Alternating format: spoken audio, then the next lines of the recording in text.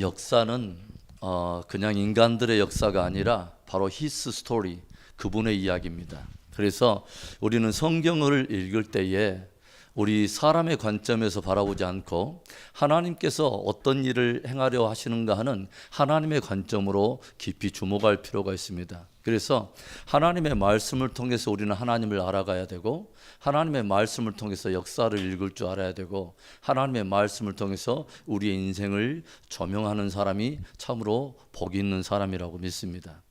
그래서 우리가 이제 오늘은 어떤 시대를 공부하게 되냐면 포로로 끌려갔던 유다.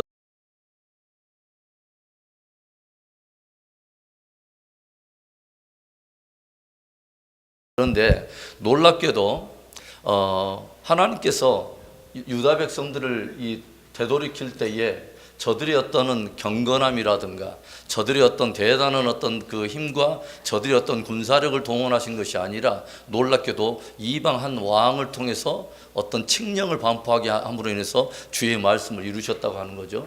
그런데 그의 이름이 바로 고레스라고 하는 왕입니다.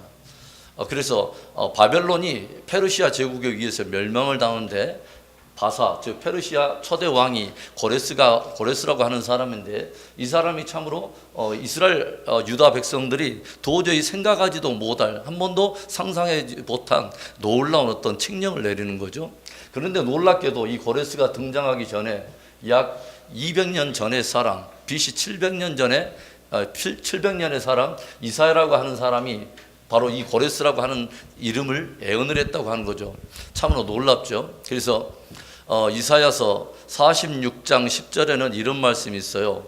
나 여호와는 태초부터 종말을 고하여 온 자요, 태초부터 장차 이루어질 일들을 고하여 오던 자라. 그래서 나 여호와가 기뻐하는 바로 그 일을 이루리라 하는 놀라운 말씀하세요.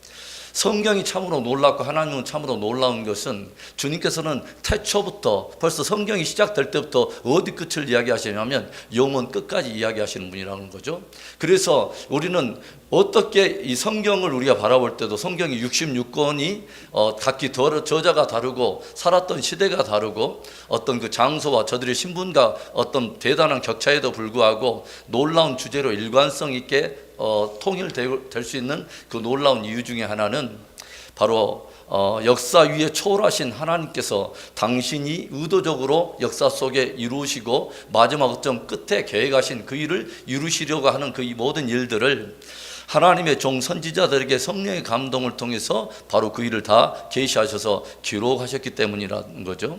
그래서 성경은 참으로 놀라운 것이죠. 이사야서에 우리 말씀을 한번 찾아가 볼까요? 이사야서 44장을 찾아가 보겠습니다. 이사야 44장 보겠습니다. 이사야 44장 28절의 말씀을 볼까요? 8절 고레스에 대하여는 이르기를 내 목자라, 그가 나의 모든 기쁨을 성취하리라 하며, 예루살렘에 대하여는 이르기를 중건되리라 하며, 성전에 대하여는 내 기초가 놓여지리라 하는 자니라. 참으로 놀랍죠. 고레스가 역사 속에 드러나기도 전에 하나님께서 이사야 선지자를 통해서 고레스라고 하는 이름을 정확히 지명을 하고 계셨다고 하는 거죠. 45장 1절에 여호와께서 그의 기름 부음을 받은 고레스에게 이같이 말씀하시되, 내가 그의 오른손을 붙들고 그 앞에 열국을 항복하게 하며, 내가 왕들의 허리를 풀어 그 앞에 문들을 열고 성문들이 닫히지 못하게 하리라. 내가 너보다 앞서가서 험한 곳을 평탄하게 하며 논문을 쳐서 부수며 쇠 빗장을 꺾고, 내게 흑암 중에 보아와 은밀한 곳에 숨은 재물을 주어 내 이름을 부르는 자가 나 여호와 이스라엘의 하나님인 줄을 내가 알게 하리라. 아멘. 참으로 놀랍죠. 그래서 하나님께서 이사야 선지자를 통해서 어떤 말을 합니다. 내가 너를 지명하였고 내가 복중에서 내가 너를 알았다. 놀라운 말씀이죠. 그래서 또 모태 속에 우리의 장부를 조직하시고 우리를 이미 아셨던 하나님, 태초부터 하나님의 계획 속에 저와 여러분이 있었다고 하는 그 놀라운 사실을 여러분 믿을 수 있기를 주의 이름으로 축복합니다. 참으로 놀라운 거죠. 그래서 우리는 이제 이 포로로 끌려간 그 이야기를 제가 다시 한번 조명을 좀 해볼게요. 중동의 패권을 장악하던 이제 그 세력들이 있었는데, 제일 먼저 그 중동의 패권을 장악하던 그 민족이 어디냐면 바로 이집트, 즉 애굽의 세력이 있습니다. 그런데 애굽이 이제 서서히 이제 약화될 무렵에 북방에서부터 강대한 세력이 내려오기 시작하는데, 그 세력이 바로 아수르라고 하는 나라예요. 그래서 이 아수르라고 하는 나라가 쭉 이렇게 내려오면서 결국은 북왕국 이스라엘이 BC 722년에 바로 아수르에 의해서 멸망을 당하지 않습니까? 그런데 아수르의 세력이 또 서서히 약화될 때에 애굽의 세력이 아수르가 약해진 틈을 타서 애굽이 또 다시 한번 중동의 패권을 장악하기 위해서 점점 북상하고 군대를 몰고 오고, 신흥 바벨론이 점점 또 올라오기 시작해요. 그래서 애굽과 바벨론이 함께 충돌하는 바로 그 전투가 약 BC 609년에 갈그미스 전투라고 하는 그 전투가 일어나요. 역대하 35장에 보면 여러분이 요시야의 왕의 이야기가 등장하는데, 거기에 갈그미스 전투의 이야기가 나옵니다. 그런데 이때 어디가 이기냐면 바로 애굽이 승리를 해요. 그래서 애굽이 승리하는데 출전할 때 반드시 어디 영토를 통과하게 되어 있냐면 이스라엘을 통과해서 이쪽으로 북방으로 진군할 때에 이 애굽의 왕인 바로 누구라고 하는 사람이, 요시야가 갑자기 뭐냐면 자기에게 길을 터달라고 애굽 왕이 요청하자 요시야가 이것을 허락하지 않고 군대를 몰고 맞서기 시작해요. 이 일로 인해서 마지막 경건했던 왕인 요시야가 죽게 됩니다. 애굽의 바로 누구의 왕의 그 군대에 의해서 죽게 돼요. 그리고 요시야 왕이 죽고 나서 바로 그의 아들인 여호아하스라고 하는 왕이 즉위를 하게 돼요. 그런데 이때 애굽이 승리를 하고 퇴진하는 길에 누구를 데리고 애굽으로 돌아가냐면, 유대 세력이 요시야 이후에 그의 아들을 왕으로 세웠는데 여호아하스를 애굽으로 포로로 끌고 갑니다. 그리고 여호아하스 대신에 또 유다에는 어떤 왕이 쓰게 되냐면 여호야김이라고 하는 왕이 쓰게 돼요. 여호야김. 좀 이름들이 여러분 좀 생소하지만 역대하 34장, 35장, 36장을 보면 이 전반적인 이야기가 등장해요. 그런데 두 번째 다시 이제 충돌하기 시작하는데, 이때 제2차 대전에서 일어나서 이 애굽과 바벨론이 붙는 이 전쟁에서는 이번에는 누가 이기냐면 바벨론이 승리를 하게 돼요. 그래서 바벨론이 승리할 때에 느부갓네살 왕이 들어갔다가, 이때 느부갓네살 왕이 어디까지 들어가냐면 예루살렘을 또 침공을 해요. 예루살렘을 침공하다가 이번에는 누구를 또 포로로 데리고 가냐면 여호야김을 데리고 와요. 이 시기가 BC 605년의 일입니다.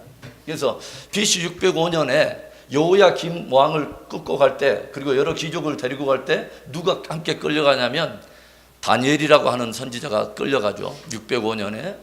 그 다음에 여호야김 그 다음에 왕이 누구냐면 여호야긴이에요.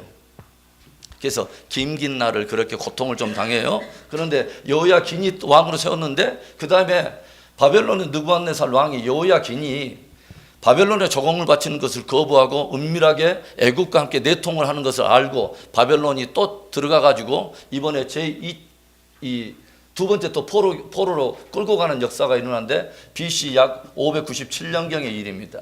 이때 누가 또 끌려갔냐면 이번에는 에스겔이라고 하는 선지자가 또 끌려가죠. 에스겔이. 그 다음에 마지막 왕이 누구냐면, 이제 마지막에 시들대로 시들었고 마지막 왕이 시드기야예요. 그래서 시드기야 왕 때 이 사람 왕을 세웠는데, 시드기야도 역시 또 은밀하게 애굽과 또 내통하다는 것을 알고 느부갓네살 왕이 이번에 또 예루살렘에 들어갔고, 이번에는 성전까지 다 이제 불태워버리고 예루살렘을 함락하고 포로로 또 끌고 가는 이야기가 나오는데, 이것이 약 BC 586년경의 일입니다. 그래서 포로기가 1차, 2차, 3차로 이렇게 나눠지는 거죠. 그래서 우리가 좀 기억해야 될 것은 1차 포로 때 605년에 누가 끌려갔다고요?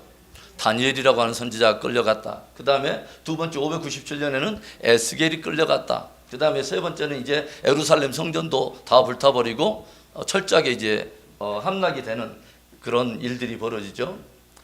그런데 에레미야가 몇 년 만에 다시 이스라엘이 회복되고 예루살렘의 성전을 재건할 거라고 하는 예루살렘의 회복을 말했냐면 70년 만에 그 일이 이루어질 거라고 말했잖아요.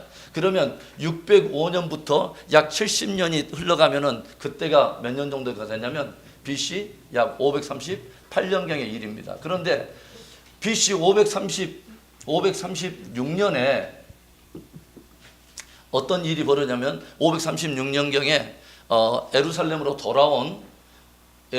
돌아온 이 유대 백성들이 성전 재건을 시작을 합니다. 그래서 실제 재건령은 예루살렘으로 돌아가도 좋다고 하는 기완령은 고레스에서 몇 년에 반포가 되냐면 538년경에 벌어지는데 실제 성전 재건이 언제부터 시작되냐면 약 536년부터 성전이 이제 재건이 시작된다고 하는 거죠.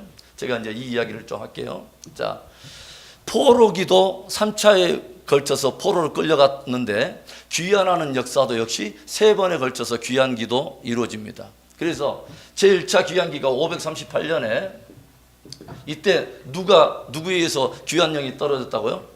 고레스. 예. 고레스에서 귀환령이 떨어지면서 이때 고레스가 뭐라 하냐면 예루살렘으로 원하는 사람은 다 올라가서 뭘 해도 좋다고? 성전을 재건해도 좋다. 그래서 성전 재건령이 내려지는 거죠. 성전 재건령. 귀환령과 더불어서 성전 재건령이 내려져요. 1차.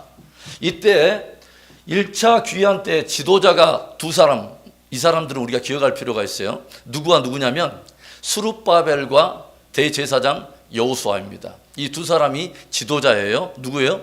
스룹바벨과 대제사장 여호수아. 이 두 사람이 1차 귀환기의 지도자예요. 그래서 이제 이들이 돌아와 가지고 성전 재건을 드디어 시작하는데 주변 이렇게 민족들에 의해서 그리고 또 특별히 사마리아 사람들이 이 일을 방해하는 주 원수로 이렇게 등장을 하게 되면서 성전 재건을 시작하자마자 그 방해에 이렇게 부딪혀 가지고 몇 년 동안을 못 하게 되냐면 약 16년 동안을 성전 재건을 중단을 하게 됩니다. 그래서 성전 재건을 시작하자마자 중단되면서 이때 성전 재건을 16년 동안 이 중단된 이때에 성전 재건을 해야 된다고 아주 강력하게 외치던 두 사람의 선지자가 있었습니다. 누군지 아십니까? 너희들 할래 안 할래? 할게요. 그래서 첫 번째는 누구? 학계. 그 다음에 또 누구냐면 스가랴. 학계와 스가랴가 이때 저들을 이제 도전하면서 그 일이 벌어지는 거예요. 어디를 보냐면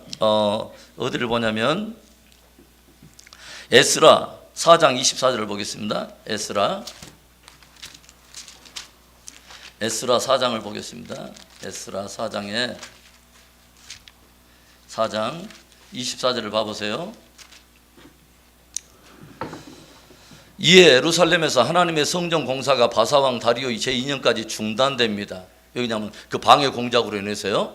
그런데 5장 1절에 선지자들 곧 선지자 학계와 이또의 손자 스가랴가 이스라엘의 하나님의 이름으로 유다와 예루살렘에 거주하는 유다 사람들에게 예언하였더니 이에 스알델의 아들 스룹바벨과 요사닥의 아들 예수아가 일어나 예루살렘에 있던 하나님의 성전을 다시 건축하기 시작하며 하나님의 선지자들이 함께 있어 그들을 돕더니, 그러니까 다시 중단된 성전 재건을 독려했던 두 사람의 선지자가 누구요?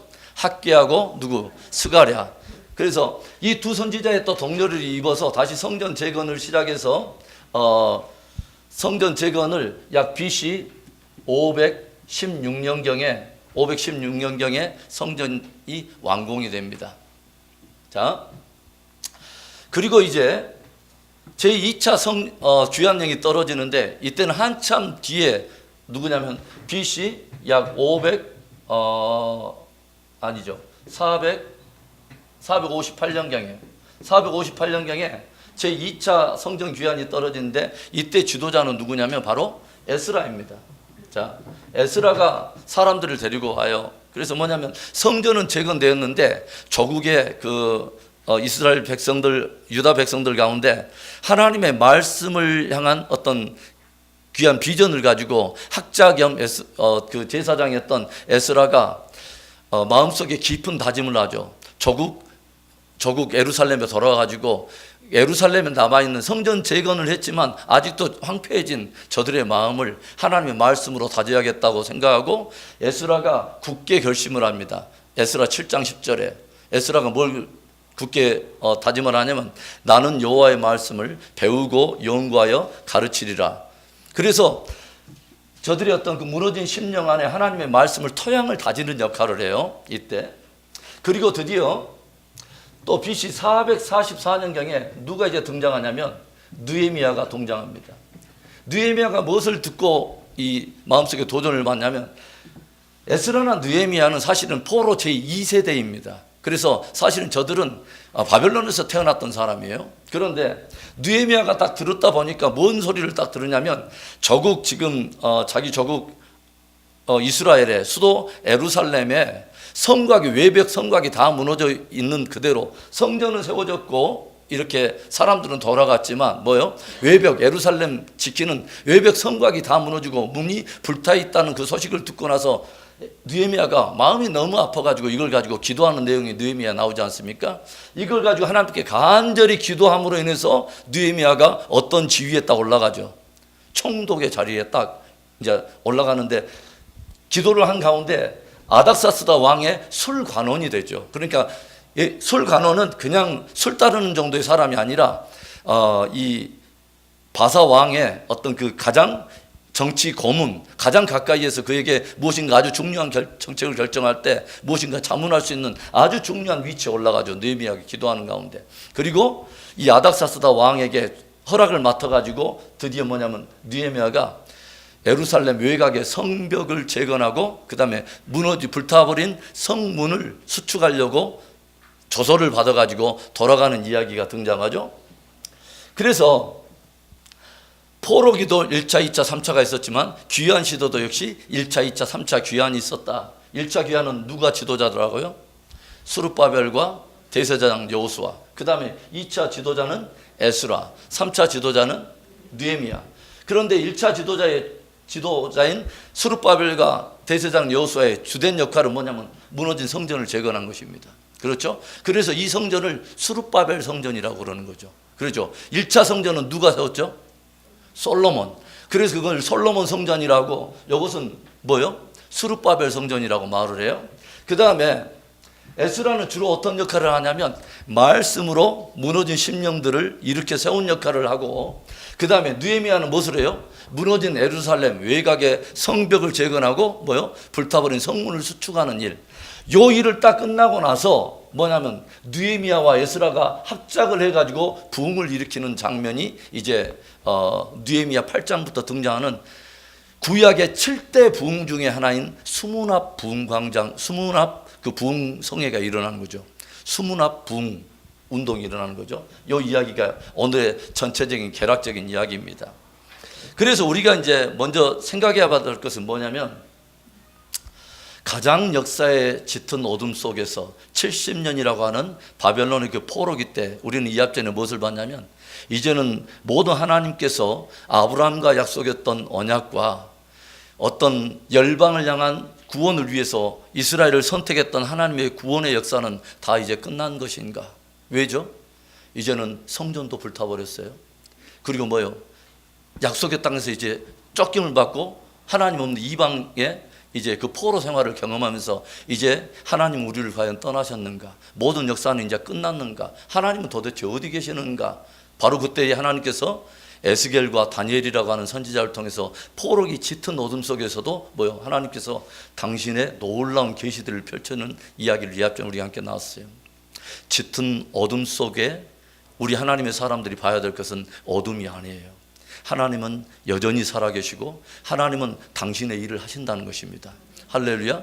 그래서 에스겔과 다니엘을 통해서 놀라운 비전 중에 핵심은 뭐예요? 하나님은 하나님의 백성들이 타락하고 또 뭐예요? 에베에서 무너지고 경건에서 무너질 때 철저하게 다시 기초를 세우기 위해서 기꺼이 하나님은 심판하신다는 것입니다. 그리고 두 번째는 그러나 심판이 심판으로서 끝나는 것이 아니라 제가 설교할 때도 말했지만 하나님의 심판은 항상 회복을 위한 심판입니다. 그래서 무너진 그 기초를 다시 하나님께서 세우신다는 거죠. 이전에 있었던 잘못된 기초를 다 무너뜨려 버리고 하나님께서 새로운 출발을 하시기 위해서 새로운 기초를 세우신다고 하는 거죠. 뭘 통해서? 심판을 통해서. 그래서 하나님께서 심판을 하신 이후에 모든 선지자들이 항상 그 어떤 메시지는 두 가지로 딱 나누어지는 것을 우리가 보게 되죠. 하나는 심판입니다. 그리고 두 번째는 회복입니다. 그렇죠? 그래서 에스겔과 다니엘 선지자를 통해서 놀라운 것을 보여주죠. 성전도 불타버리고 다 여기에 포로로 끌려왔는데 하나님께서는 회복의 비전을 보여주시는 거죠. 그런데 그 회복 가운데 뭐가 있죠? 성전이 다시 세워진다는 거예요. 할렐루야. 다시 약속의 땅으로 돌아온다는 거예요. 다시 돌아와서 성전이 지어지고 이스라엘과 예루살렘 가운데 놀라운 회복이 일어난다는 거예요. 그래서 우리가 에스겔서를 보면은 무슨 환상을 보게 되냐면 마른 뼈 환상이 막 보이기 시작하고, 마른 뼈 환상의 이야기가 뭐죠? 결국은 누구에 대한 이야기죠? 이스라엘이 다시 약속의 고토로 돌아온다는 이야기예요. 그리고 약속의 고토로 돌아온 이스라엘 가운데 뭐가 일어난다? 회복이 일어난다는 거죠. 그리고 다시 성전이 세워질 거라고 하는 거죠. 그렇죠? 그래서 이런 놀라운 말을 에스겔이 그냥 말뿐만이 아니라 환상으로 이렇게 보게 되죠. 그리고 뭐냐면 그런 부흥이 일어날 때 마지막 에스겔서 40장부터 48장의 이야기는 다 무엇에 대한 이야기죠? 성전에 대한 이야기예요. 그리고 마지막에 성전의 마지막에 그 성전에 누가 들어오냐면 인자 같은 바로 그분이 돌아오는 이야기. 그러니까 어떤 구성이냐면 이런 것입니다. 하나님은요, 심판을 예언도 하시지만 그 뒤에 뭐요? 회복을 들려주시고, 회복의 방향은 뭐요? 당장 눈앞에도 어떤 회복이 이루어지지만 그 회복은 마지막 하나의 고를 보게 한다는 거죠. 어떤 회복으로 끊임없이 달려가냐면 역사의 마지막은 결국은 메시아의 왕국이 회복된다는 거죠. 할렐루야.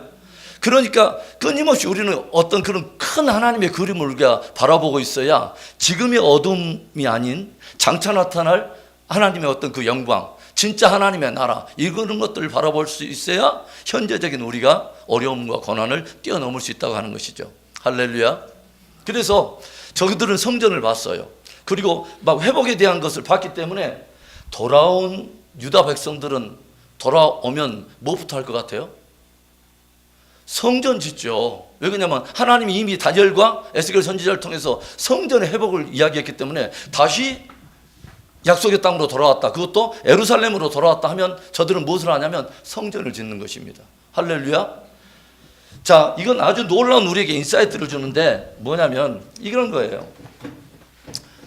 바벨론에서 돌아온 이 사건을 모든 유대 신학자들은 제2의 출애굽이라고 말해요. 이건 굉장히 우리에게 의미가 있어요, 여러분. 제가 여러분에게 2019년의 표를 저는 뭘로 정했냐면 예배와 순종으로 거룩하라, 이걸 지었어요. 제가 성경에서 아주 중요한 한 맥을 봤기 때문에 그래요. 그렇구나, 바로 이것이구나, 이건 참으로 놀라운 것이구나. 보세요. 하나님께서 이스라엘 백성들이 400년 동안 애굽에서 종살이 할 때, 종살이 했어요. 종살이 하던 이스라엘 백성들이 하나님께서 당신의 일방적인 은혜로 그 백성들을 구원해내요. 그렇죠? 그리고 저들을 시내산에 불러서 저들과 함께 무엇을 했다고 그랬죠? 언약을 맺어요. 언약. 그렇죠.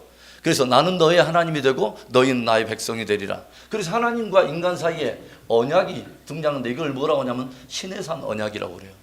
그런데 이 시내산 언약의 핵심이 뭐냐면 너희가 내 말을 잘 듣고 순종하면 너희들은 열국 가운데 나의 소유가 되고 뭐요? 왕 같은 제사장 나라가 될 것이며, 이런 이야기를 놀랍게 하죠.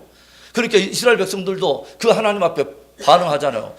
하나님은 영원한 우리 하나님이시고 우리는 주님의 말씀을 따를 것입니다. 주를 섬길 것입니다. 하니까 하나님께서 뭘 주시죠? 주님께서 명령을 하시죠. 나 여호와는 거룩하니 너희도 거룩할지니라 하면서 언약의 관계에 아주 핵심적인 매개체로 놀라운 것을 계시해 주시죠. 그거 첫 번째가 뭐냐면 성막의 제도에 대한 것입니다. 그러죠? 성막의 제도를 다 들려주세요. 그 다음에 또 뭐죠? 율법의 말씀을 들려주셔서 율법에 대한 순종을 가르치세요. 제가 말했죠. 시내산에서 구원받은 백성들을 시내산에 모아서 1년 동안 끊임없이 훈련시켰던 핵심적인 것이 이거예요. 성막의 제도. 뭐죠? 예배에 대한 거예요. 예배. 하나님을 예배하는데 제멋대로가 아니라 하나님이 말씀하신 영과 진리로 하나님을 예배하는 게 하는 것입니다. 할렐루야. 아주 중요하죠. 그리고 또 뭐죠? 하나님의 진리의 말씀에 대한 순종. 이 두 가지로 거룩을 이루라는 것입니다. 그렇게 주님이 거룩하라라고 말씀만 하신 게 아니라 거룩을 이루기를 원하는 하나님께서 이스라엘 백성들의 거룩을 이룰 수 있는 아주 두 가지 핵심적인 영역을 주는데, 하나는 뭐냐면 예배로 거룩하라는 것입니다. 두 번째는 진리의 말씀으로의 순종함으로 거룩을 이루라는 거죠. 거룩의 뜻이 뭐라고 말했냐면 구별한다는 뜻입니다. 구별된다. 세상 사람과 애굽 사람과 어떻게 구별되느냐? 애굽에서는 수많은 우상들이 많았어요. 그렇죠? 10가지 이상의 우상들이 많고, 열국가에는 자기 자국민들이 섬기는 각자 나라의 어떤 우상들이 있지만, 저들은 예배를 통해서 철저하게 누구에게 헌신을 해야 되냐면 하나님을 섬기는 것입니다. 하나님을 예배하는 것입니다. 할렐루야.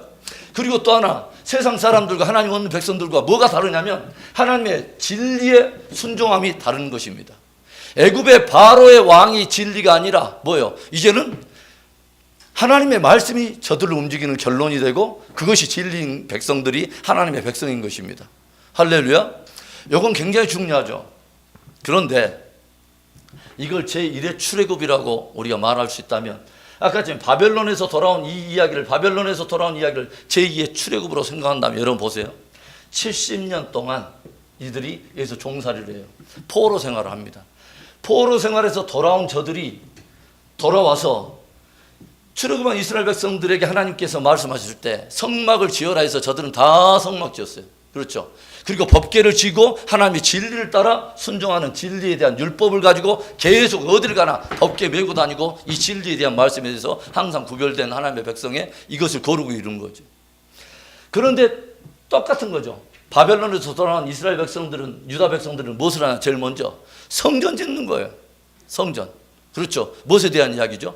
예배를 회복하는 것입니다. 예배. 그렇죠? 그 다음에 성전 딱 재건하고, 성전도 재건하고 예루살렘 성벽도 재건해서 건물 다 지으면 다 회복되는 것입니까? 아닙니다. 저들 안에 이제 뭐가 회복돼야 되는 거죠? 진리의 말씀. 그게 오늘 나오는 바로 그것입니다. 뭐죠? 수문합 강정의 부흥운동이 일어나는 것입니다. 진정한 부흥이 뭔가를 우리에게 아주 중요하게 도전하는 거죠.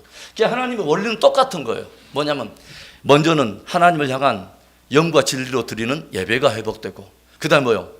다시 다른 세상과는 구별된 하나님의 진리를 따라 삶으로 인해서 구별되는 바로 그 거룩을 이루는 것, 이것이 하나님의 요청이고 요구인 것이죠. 그래서 우리가 그렇게 하나님 앞에 거룩되게 구별되어 있으면 이제는 뭐예요? 하나님의 군사로서 모든 준비가 끝난 거죠. 하나님의 백성들은 뭘로 싸우냐면 예배로 싸워요. 할렐루야. 하나님의 백성들은요, 진리에 대한 순종으로 싸워요. 예배와 순종이 하나님이 우리 하나님의 백성들에게 승리를 위해서 디자인하신 아주 놀라운 전략 중에 하나예요. 놀랍죠, 여러분? 왜 성경을 보면은 하나님은 어떤 굉장한 어떤 그 군대들을 동원해서 막 이렇게 승리하는 것이 아니라, 여러분 이상하지 않아요? 예를 들어서 역대하 20장에 보면은 어떤 그 골짜기에 여호사밧 왕이 어떤 그 남유다 백성들과 함께 있는데, 모압과 암몬과 세일산 거민 3개 연합군들이 쳐들어와 가지고 골짜기에 몰고 들어와서 거의 이제 패배가 거의 짙어가는 바로 그때 하나님은 놀라운 말씀을 명령을 하죠. 뭘 명령하냐면, 야 여호사밧아, 너희들은 있지 제일 앞에 성가대를 세우고 앞에 가운을 입혀가지고 군대들 앞에 세우고, 그 다음에 법궤를 맨 제사장들이 뛰고, 그 다음에 그 뒤에 하나님의 백성들이 가면서 노래할 가사까지 가르쳐줘. 여호와의 인자하심이 영원하고 영원무궁하도다. 주의 신실하심이 영원하도다. 이 찬양이 울려 퍼지기 시작하는데, 저들은 한 것은 딱 하나밖에 없어요. 하나님의 말씀 순종해서 하나님을 찬양하고 예배했어요.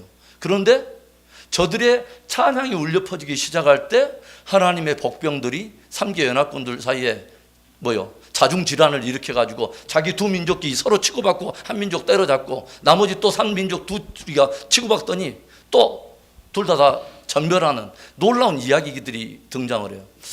참 이상하잖아요, 여러분. 아수르 군대가 쳐들어오는데 히스기야 왕은 다른 거 하지 않았습니다. 이것을 가지고 하나님 앞에 나가서 펴 들고 하나님 앞에 금식하면서 하나님 예배한 거죠. 선포하고. 이상하잖아요, 여러분. 우리 인간적인 생각으로는 빨리 무기 들고 가서 얼른 막 군대 이끌고 막 이렇게 해야 되는데, 하나님 그것을 요구한 게 아니에요. 여러분 창세기 35장에 보면은 야곱의 일가에 굉장한 위기가 찾아왔습니다. 어떤 위기냐면, 야곱의 둘째 셋째 아들인 시몬과 레위가 뭐요? 세겜 족속들을 쳐들어가지고 세겜 남자들 다 그냥 난리를 쳐버리잖아요. 그러죠? 막내딸을 그 세겜 추장이 건드렸잖아요. 요것 때문에 할례를 빙자해가지고 거짓 언약을 맺죠. 야, 너희들이 우리와 함께 통혼하고 함께 한민족이 되려면 너희들 할례 받아야 되는데 너희들 할례 안 할래? 그러니까 저희들이 우리 할래요. 그래가지고 다 할례 받았어요, 저들. 그래갖고 3일 만에 계속 이렇게 고통이 가장 무르익을 때에 남자들 데리고 와서 다 씨를 말려불잖아요. 그렇죠. 이 일이 화근이 돼가지고 주변에 가나안 7대 족속들이 함께 모여들어갖고 야곱 일가를 전멸시키려고 들어옵니다. 그런데 이때 하나님께서 딱 하나만 말씀합니다. 야곱에게. 야곱아, 너를 너를 처음 만났던 그 베델에 가서 단을 쌓아라. 베델에 가서 단 쌓는 거예요. 야곱에게 다른 거 명령하지 말고 베델에 가서 단 쌓으래요. 뭐예요? 예배하라는 것입니다. 그러니까 거기서 베델에 가가지고 순종해가지고 예배드리는데 하나님께서 주변 거울로 다 두려워하게 하사 야곱의 일가들을 지켜주시는 귀한 은혜가 있다는 거죠. 여러분, 하나님의 백성들은 두 가지로 싸운다는 걸 깊이 알아야 돼요. 예배로 싸우고 순종으로 싸우는 것입니다. 예배와 순종을 통해서 하나님의 백성들이 거룩으로 구별될 때 하나님은 거룩하신 하나님께서 거룩한 사람들 위해서 주님이 싸우시는 것입니다. 이런 어떤 그 전쟁의 그런 신비들이 있다고 하는 거죠. 그래서 우리는 이런 포로기에서 다시 돌아온 어떤 귀한 어떤 이야기를 통해서 우리는 하나님의 어떤 그 원리, 예배와 순종으로 거룩을 이루어가는 이런 원리들을 깊이 생각해 볼 필요가 있다고 하는 것이죠. 그리고 하나님은 어떤 역사 속에서도 당신의 구속사를 이루신다. 반드시 이루신다. 반드시 이루신다. 놀랍잖아요, 여러분. 이런 일들이 있기 전에 이사야를 통해서도 이미 말씀하시고, 그래서 나중에 다니엘이 72일에 대한 비전도 이야기할 때 뭐래요? 나 다니엘의 에레미야의 서책을 보고 무엇을 알았냐면 우리 민족에게 정하신 하나님의 연수가 70년인 줄을 내가 깨달았다. 여러분, 하나님의 말씀을 통해서 역사를 보는 놀라운 은혜가 있기를 바랍니다. 그러면 이런 일들이 일어났다면 마지막 시대에 대한 하나님의 말씀이 이루어질까요? 안 이루어질까요? 당연히 이루어지죠. 당연히 이루어지죠.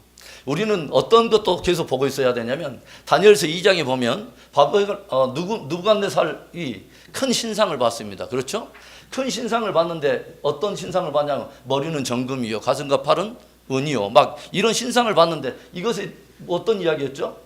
머리가 정금인 것은 바벨론이고 그 다음에 일어날 메데바사 제국, 그 다음에 헬라, 이렇게 철의 제국, 열방의 나라들, 그 다음에 적그리스도적 제국, 이런 일이 있을 때 사람의 손으로 뜨지 않은 큰 돌 하나가 나타나서 이 신상을 쳐버리는 이야기.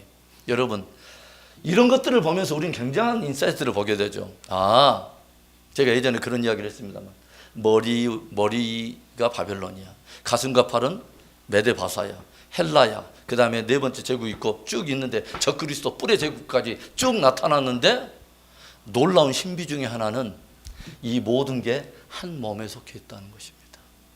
이 모든 게 한 몸이라고 하는 거죠. 그 말은 무슨 말이냐면 머리가 바벨론인데 가슴과 팔도 사실은 바벨론이에요. 메데바사 형태로 나타났지만 다 바벨론이에요. 헬라도 역시 바벨론이에요. 네 번째 나라도 다 바벨론이에요. 여러분, 그래서 계시록 17장에는 뭐가 나오냐면 큰 바벨론의 비밀에 대한 거에 나와요. 놀랍죠, 여러분? 이런 이야기를 들으면 우리는 무엇을 할 수 있냐면, 그러면 그 전에 있어부터 역사는 뭐예요? 하나님 없는 이방 세계의 모든 역사는 사실은 한 역사였다는 것을 우리가 알게 되죠. 뭐죠? 바벨론의 역사라는 거죠. 그렇죠? 그러니까 바벨론 시대에 다니엘이 하나님을 경외함으로 인해서 바벨론의 법이나 이런 조서나 심지어 왕의 법을 따르지 않고 하늘의 법을 따르면서 승리한 이 모든 이야기는 사실은 이때만의 이야기가 아닌 것입니다. 그렇죠? 이 똑같은 그때 당시에도 바벨론이었다면 지금 우리가 살고 있는 지금 시대는 어떤 시대일까요? 어떤 시대일 것 같아요? 바벨론 시대라고 말할 수 있죠. 마지막 열불 제국이 나타나고 적그리스도 제국이 나타나는데 다 사실은 뭐라고 말할 수 있냐면 바벨론에 우리는 한복판에 있다고 하는 것을 우리가 알 수 있어요. 할렐루야. 이런 관점을 여러분 우리들이 알아야 무엇을 할 수 있냐면 우리가 하나님께서 우리를 심으신 바로 그곳에서 하나님의 법을 순종하면서 다른 세상과는 다른 바로 구별된 거룩을 이루어가는 믿음의 싸움을 하는 것입니다. 할렐루야. 아주 중요한 거예요, 여러분. 똑같은 이야기예요. 여러분, 바사제국 산하에서 어떤 일이 벌어지죠? 아하수에로 왕 때 에스더가 왕후였을 때 뭐요? 조서가 하만에 의해서 막 일어나는데 뭐요? 유대인들 다 죽이자는 이야기죠. 조용히 생각해 보세요. 바벨론 산하에서 다니엘이 살았을 때 어떤 법이 통과됩니까? 하나님께 기도하는 것들을 가로막고 그런 것을 하게 될 때 사자굴에 들어가는 것이 법으로 새겨져요. 그 다음에 뭐요? 두라 그 평지에다 큰 금신상을 세워놓고 거기에 절하지 않으면 어떤 일이 벌어지죠? 역시 7배 뜨거운 풀무불에 던져지는 이야기가, 여러분 이런 이야기들은 단순한 이야기들이 아니에요. 뭐냐면 제가 예전에 성경을 해석하는 방법 중에 어떤 단어를 사용했냐면 애언적 원근 통시법이라고 하는 단어를 제가 사용했습니다. 뭐냐면 서로 다른 시대 다른 이야기고 서로 다른 나라 이야기 같은데 애언적인 시각과 하나님의 시각으로 딱 보면 다 똑같은 의미의 이야기예요. 뭔 말인지 알겠어요? 이때 바벨론 때 다니엘의 친구들이 보여줬던 놀라운 이 이야기는 마지막에 요한계시록에 뭐예요? 13장에 짐승의 어떤 일들에 대해서, 그 다음에 어떤 적그리스도 제국에 있을 때에 하나님의 진정한 백성들이 뭐예요? 짐승에게 경배하지 않으면 목배임을 당하고 표를 받지 않으면 몇이든지 다 죽게 하더라. 이런 일들이 여러분 법으로 통과되는 이런 일들이 앞으로 있을까요, 없을까요? 있죠. 그런 것에 모든 이야기 한 예표를 다 담고 있다고 하는 거죠. 그래서 제가 자꾸 이야기하잖아요. 저와 여러분들이 복음 안에서 주님이 우리를 누구라고 말하는가 하는, 하나님이 우리를 뭐라고 말씀하시는가 하는 그 정체성을 가지고 우리가 이 땅에서 살아야 믿음의 싸움을 하는 것입니다. 할렐루야. 그래서 계시록에 보면 뭐예요? 예수 그리스도의 증거와 또 뭐야? 하나님의 계명을 가진 자들이 뭐요? 바닷가에서 영과 함께 싸우려고 바닷가에 섰는 이야기가 나오죠. 마지막 시대의 전쟁은 누가 하느냐? 타협하는 사람은 전쟁 안 하죠. 타협하는 사람이 무슨 전쟁합니까? 그런데 어떤 사람은 믿음의 전쟁을 하냐면 그 안에 예수 증거를 가지고 있고 하나님의 계명을 가지고 있는 사람은 영적 전쟁을 하게 되어 있습니다. 왜냐하면 마지막 시대의 모든 어떤 세상적인 그 흐름 자체가 하나님 없는 모든 것들이 법으로 선포가 되고 그런 것들이 점점 어떤 기독교적인 세력들이 점점 더 강화되는 시대에 살고 있기 때문에 반드시 영적 전쟁을 하게 됐어요. 그런데 그때 우리가 하나님의 교회의 정체성을 유람선의 어떤 정체성을 가지고 있고 우리 정체성을 관광객 정도의 어떤 동아리 정도의 어떤 모임 정도 모임도 이런 믿음을 가지면 안 된다는 거죠. 하나님이 마지막 시대에 어떤 일이 있게 될 거라고 말했다면 분명히 그것을 하나님 말씀을 통해서 읽고 있어야 되고 그 믿음을 준비하는 사람이 지혜 있는 사람인 줄로 믿습니다. 아멘 안 나오면 라면이라도 하십시오. 자, 그래서 이런 배경은 너무도 중요해요. 그러면 마지막 시대도 어떤 전쟁일까요? 예배와 진리 전쟁이죠. 그렇게 계시록에 나오잖아요. 내가 두 증인에게 권세를 주노니 그들에게 갈대와 같은 것을 주고 청량하되 성전과 제단 사이에 예배하는 자들을 카운터해라. 그리고 바깥 마당들은 개수하지 말라. 냅둬라. 42돌 동안 이방인에 의해서 짓밟힘을 당하리라. 마지막 시대에 뜰 신앙 가지고 있으면 안 된다는 거죠. 성전과 제단 사이에 지성소 신앙을 가지고 늘 하나님 앞에서 신앙생활 해야 된다는 거죠. 마지막 예배 전쟁입니다. 여러분, 짐승에게 예배할 거냐 예수님께 예배할 것이냐. 처음부터 끝까지 예배 전쟁이에요. 그 다음에 진리 전쟁이에요. 태초 에덴 동산에서 있었던 전쟁이 뭐예요? 진리 전쟁. 하나님은 네가 그걸 먹는 날에는 정령 죽으리라 했는데 사단은 그거 아니에요. 그거 먹는 날에 안 죽어. 진리와 거짓 사이의 전쟁이라는 거죠. 하나님의 말씀을 진리로 붙드느냐 사단이 주는 거짓을 진리로 붙드느냐에 따라서 그것의 전쟁이라는 거죠. 여러분, 그래서 하나님의 백성들은 예배 안에서 늘 주님 앞에 신실해야 되고 또 하나는 하나님의 말씀을 진짜 사랑해야 됩니다. 할렐루야. 하나님의 말씀을 정말 사랑해야 돼요, 여러분. 자, 그러면 이제 우리가 어떤 이야기를 좀 해보냐면, 제가 예전에 무너진 예루살렘 성벽을 재건하는 이야기를 10개의 문에 대한 설교를 3편에 나눠서 성전 문을 문을 수축하라고 하는 그 제목으로 1탄, 2탄, 3탄으로 제가 그 설교를 한 적이 있어요. 느헤미야가 이제 조용히 보니까 성전도 이제 다 세워지고 스룹바벨 성전이 다 세워졌는데 뭐요? 성전만 세워졌지 뭐냐면 예루살렘 외곽에 성벽이 다 무너졌어요. 제가 이합전 주에도 설교했는데 무너진 성벽, 다 불타버린 성벽 얼마나 위태합니까? 언제든지 원수가 마음만 먹으면 침투해가지고 모든 것을 노략질하기에 노출되어 있는 그 위험한 성벽.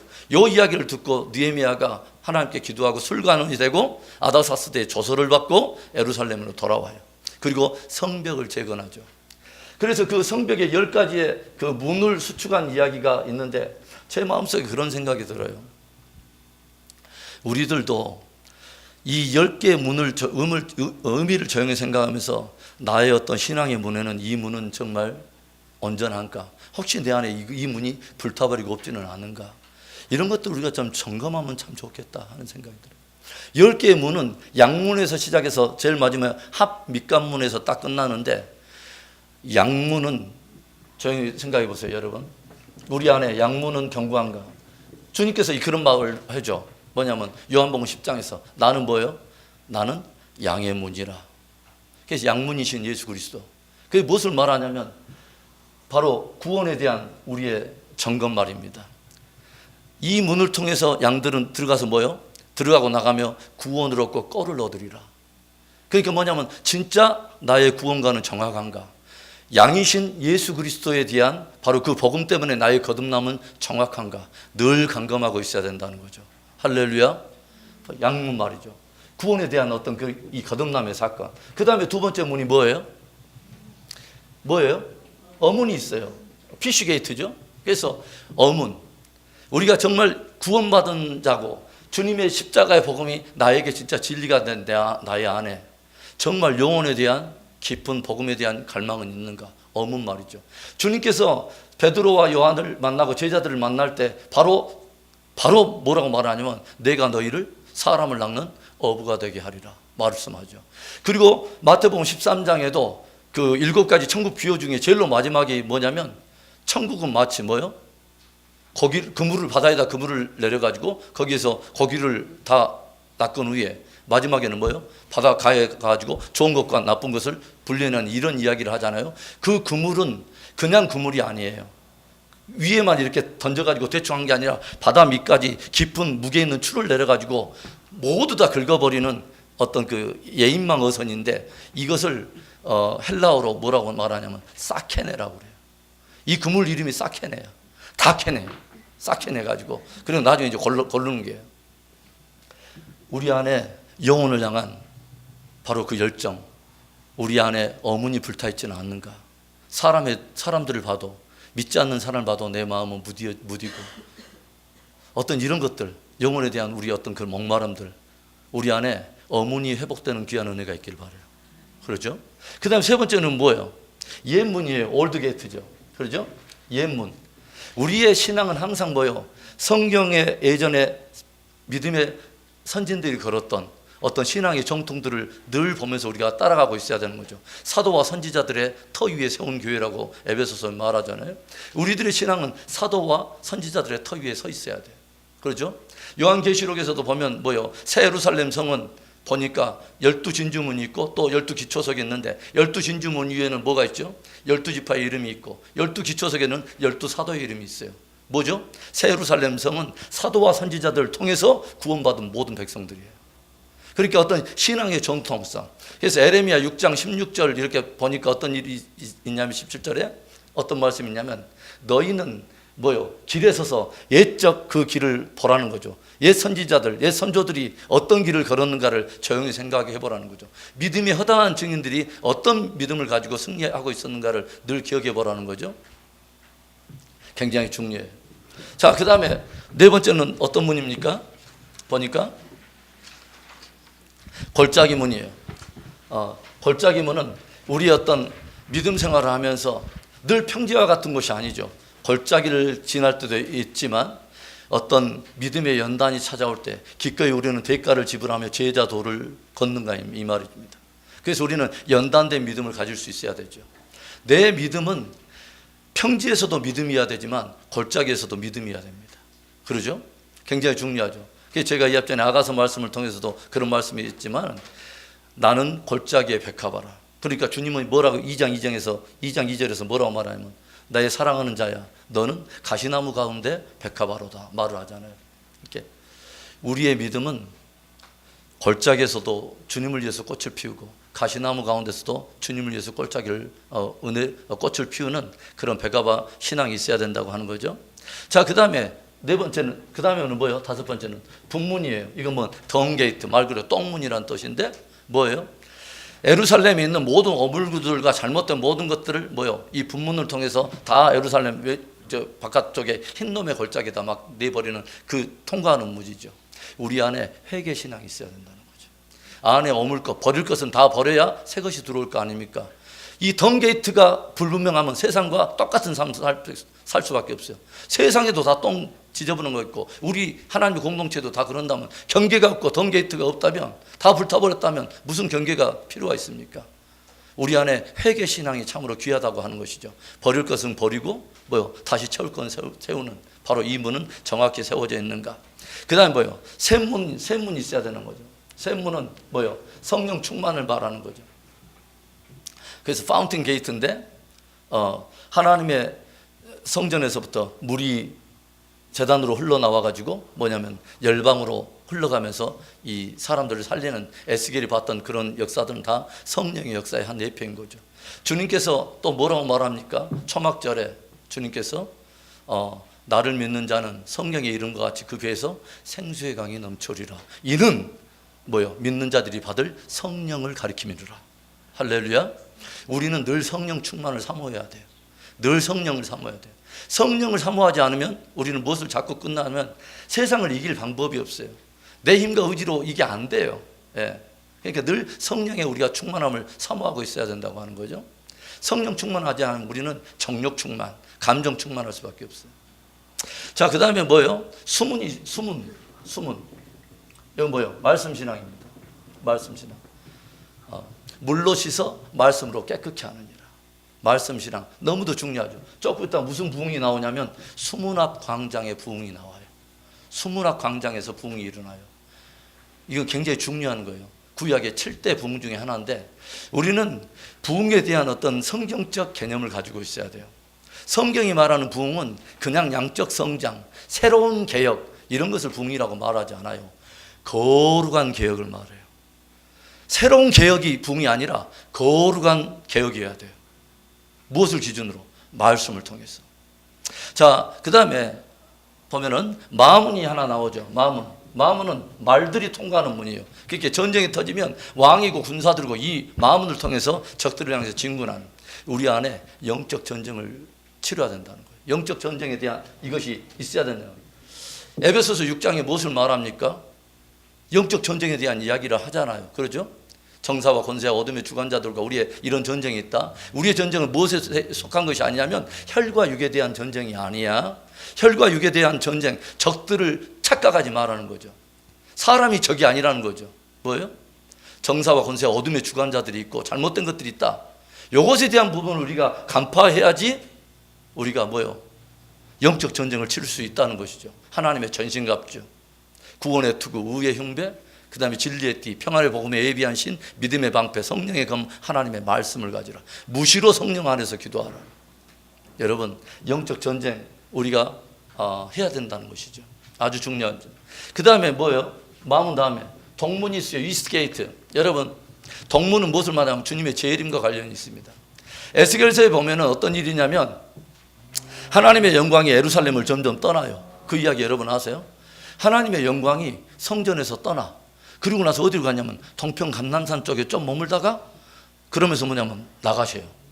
그런데 다시 떠났던 하나님의 영광이 다시 어디로 돌아오냐면 다시 그 자리로 동쪽으로 돌아오면서 나중에 그분이 어디로 오냐면 성전의 동문을 통해서 하나님의 성전으로 들어가는 이야기가 나와요.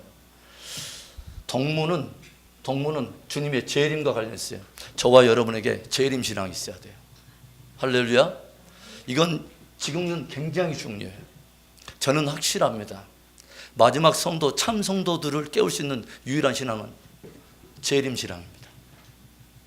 성경의 마지막 예언은 이거 하나를 남겨놓고 있어요. 재림과 맞물려 있는 마지막 시대의 패러다임, 이거 하나만 딱 남겨 있어요. 모든 예언은 이거 하나만 남겨놓고 있어요. 어린 양의 혼인잔치에 대한 이야기, 주님의 강림에 대한 이야기. 마지막에 굉장히 환난과 격변이 오는 가운데 어둠이 가장 짙어가는 때에 놀랍게도 뭐요? 바로 그것은 가장 놀라운 새벽에 잇대어 있는 새벽별이 떠오르고 있다고 하는 것이죠. 주님의 영광이 가까우고 있다. 여러분, 마지막 시대의 최고의 복음은 신랑이 온다는 겁니다. 보라, 신랑이로다. 이게 최고의 복음입니다. 보라, 신랑이로다. 신부의 마음속에 신랑이 온다는데 그냥 깨자제 해가지고 그냥 뭐 김포공항 도착하는데 알아서 오라고 그래요. 뭐 이렇게 하고 있으면 이건 웃기는 거야, 여러분. 그 다음에 뭐예요? 마지막에는 합밑관문이에요. 인스펙션 게이트예요. 그게 뭐냐면 합밑관문, 인스펙션 게이트인데 이건 뭐냐면 심판하다, 신문하다. 인스펙션이 뭐예요? 검사하다, 조사하다 이런 거죠. 뭐죠? 마지막 주님 앞에 심판받을 자처럼 사는 것입니다. 주님의 마지막 보상과 심판이 있다. 이걸 늘 기억하라는 거죠. 주님 앞에 설 날이 있다. 책이 펴지는 날이 있다. 아주 중요한 거죠, 여러분. 조용히 저는 그런 생각을 해봐요. 야, 요즘 제 이렇게 느낌이 맞다면 한국 교회고 어디 교회고 하나님의 공동체라고 하는 요즘 하나님의 교회들 사이에서도 현저하게 영적 기류가 급강해가고 점점 식어갑니다. 마음속에 사람들이요, 하나님을 향한 갈망이 없어요. 진리에 대해서 별로 귀 기울이지 않아요. 굉장히 심각한 일들이 벌어지고 있어요. 네. 하나님의 성도들 안에도요, 얼마나 세속화되고 형식화되고 무뎌져 가는지 몰라요. 제가 볼 때는 그 떨어지는 어떤 그 속도와 그 각도가 너무너무 심각해요. 그런 것들이 제가 느끼고 있다면 이게 저만의 기우입니까? 그러지 않다고 생각해요. 정말 우리들 마음속에, 우리의 영혼의 신앙에 어떤 문이 무너져 있는가, 어떤 문이 불타버렸는가 늘 감감하면서 무너진 성문을 수축하는 귀한 은혜가 있기를 바랍니다. 우리의 공동체적으로도 이 문들이 수축할 때는 뭐요? 어떤 지파는 어디서부터 어디까지, 어떤 대제사장이 제일 먼저 양문을 딱 세우니까 어떤 사람들이 다 자기 목소리 하면서 이 성문을 수축하죠. 이게 일종의 마지막 시대 하나의 교회론과도 똑같은 은혜가 있는 것이죠. 여러분, 협력하며 협조해서 하나님의 교회를 세우고 하나님의 성을 세우고 가정을, 이런 문들이 혹시 무너진 것은 없는가, 우리 자녀들 안에 이런 문이 무너진 것은 없는가, 우리가 곰곰이 생각하면서 우리가 영적 예루살렘 성전을 견고히 세우고 성벽을 재건하는 복되고 아름다운 축복된 저와 여러분 되기를 바라요. 마지막 하나만 더 생각합시다. 이런 일들이 이제 성벽까지 다 재건했어요. 건물 다 세워졌습니다. 외벽적으로 경건의 모양은 다 이제 회복됐어요. 그런데 뭐요? 중요한 것은 이제는 뭐요? 진짜 부흥이 일어나야 되는 거죠. 진짜 부흥은 뭐냐면 외벽 건물 세웠다고 그게 아니에요. 진짜 부흥은 무엇에서부터 일어나냐면 여기서부터 시작이에요. 그래서 이제 부흥이 일어나는데 수문학 광장의 부흥이 어디서 일어나면 에스라 8장 1절부터 일어납니다. 자, 그것만 잠깐 봅시다. 에스라 8장. 느헤미야 봅시다. 느헤미야 8장으로 갑시다. 느헤미야 8장 스케치만 하고 우리 끝내겠습니다.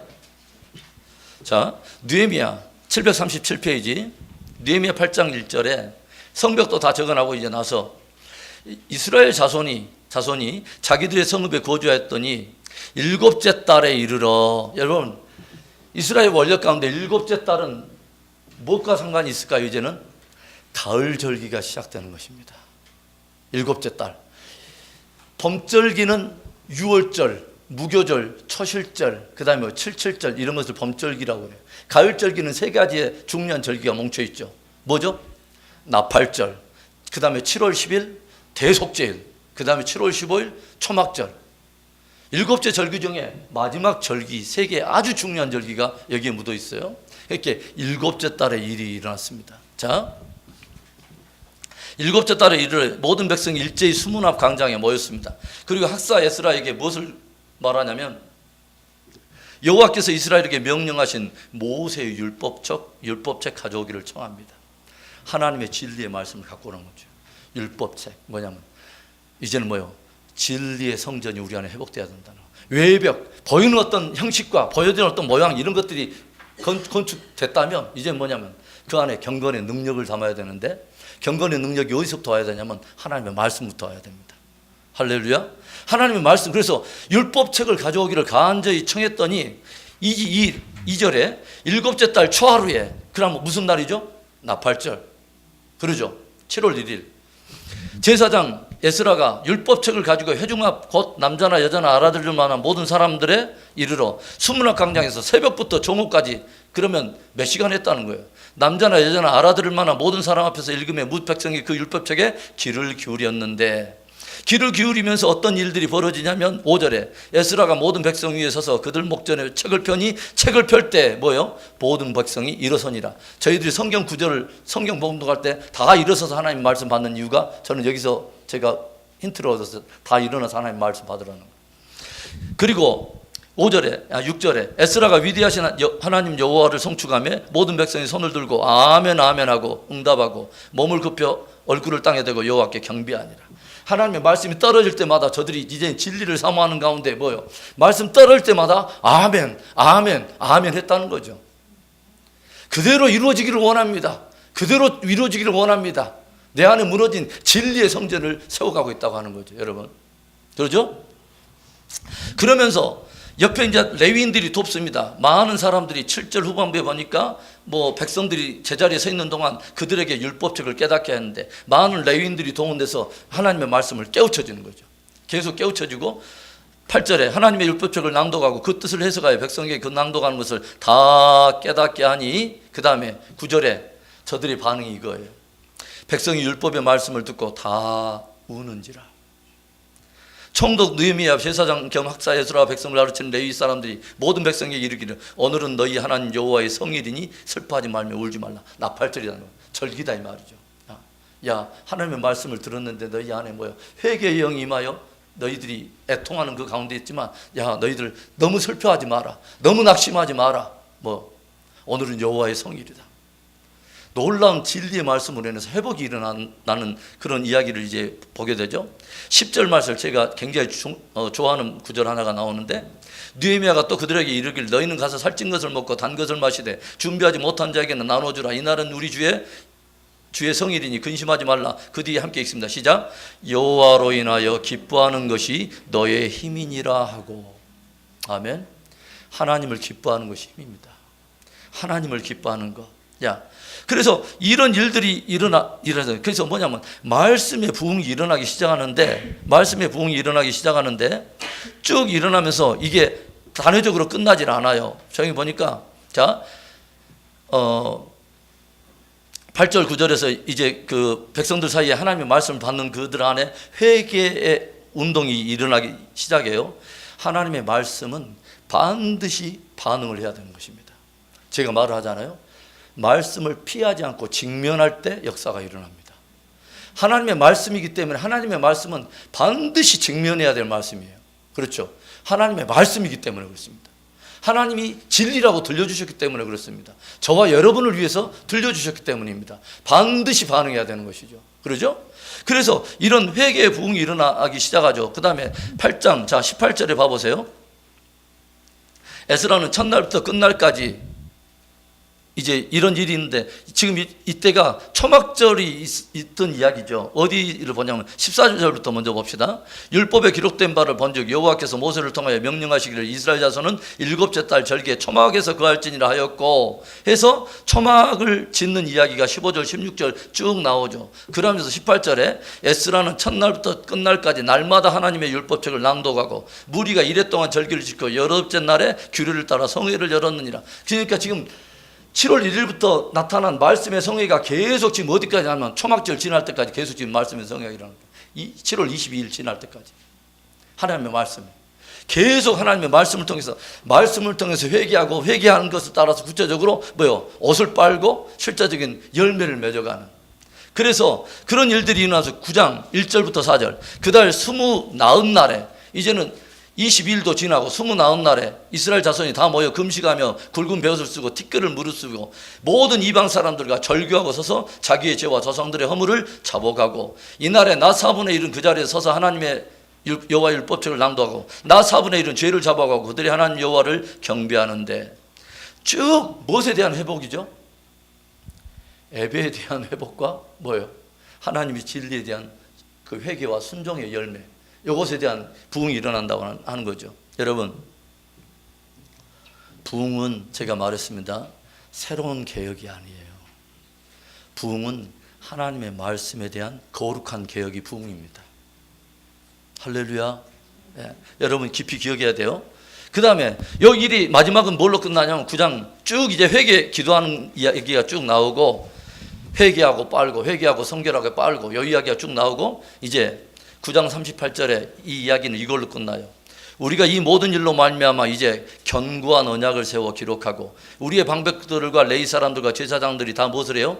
임봉하나이다 하고 임봉하는 일로 끝나요. 뭐냐면 언약의 갱신입니다. 무엇을 말하냐면 이거예요.